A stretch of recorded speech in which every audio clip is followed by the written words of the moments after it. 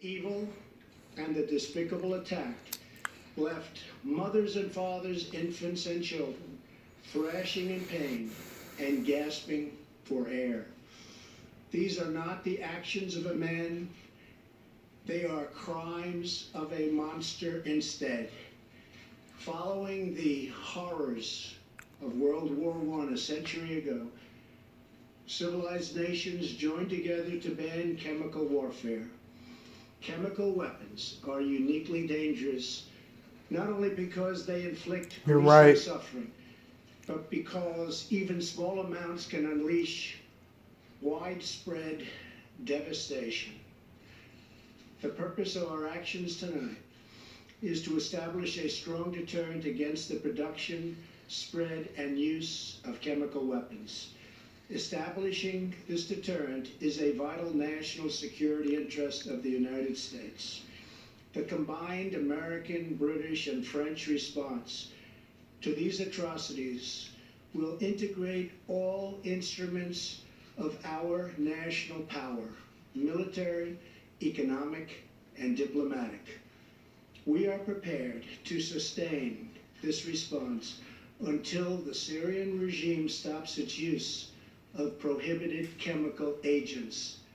I also have a message tonight for the two governments most responsible for supporting, equipping, and financing the criminal Assad regime. To Iran and to Russia, I ask, what kind of a nation wants to be associated with the mass murder of innocent men, women, and children? The nations of the world can be judged by the friends they keep. No nation can succeed in the long run by promoting rogue states, brutal tyrants, that's an insult, right? And murderous dictators. In 2013, President Putin and his government promised the world that they would guarantee the elimination of Syria's chemical weapons. Assad's recent attack and today's response are the direct result of Russia's failure to keep that promise. Russia must decide if it will continue down this dark path or if it will join with civilized nations as a force for stability and peace. Hopefully someday we'll get along with Russia and maybe even Iran, but maybe not.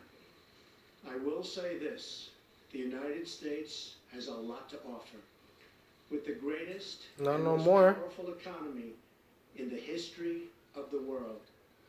In Syria, the United States, with but a small force being used to eliminate what is left of ISIS, is doing what is necessary to protect the American people.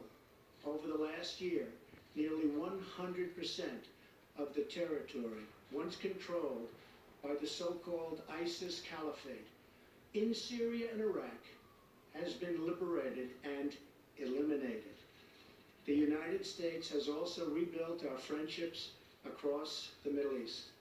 We have asked our partners to take greater responsibility for securing their home region, including contributing large amounts of money for the resources, equipment, and all of the anti-ISIS effort.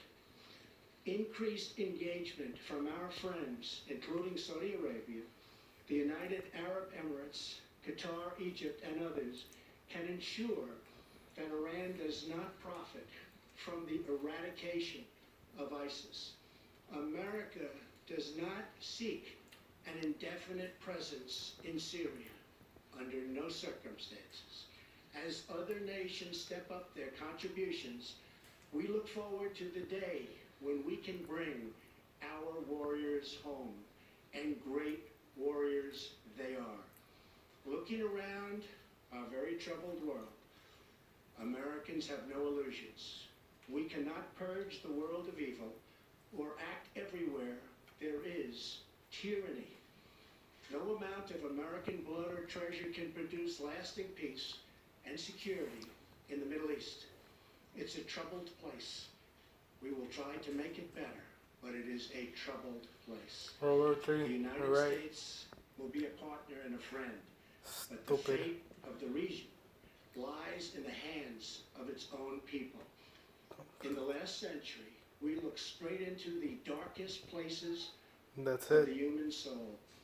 We saw the anguish that can be unleashed and the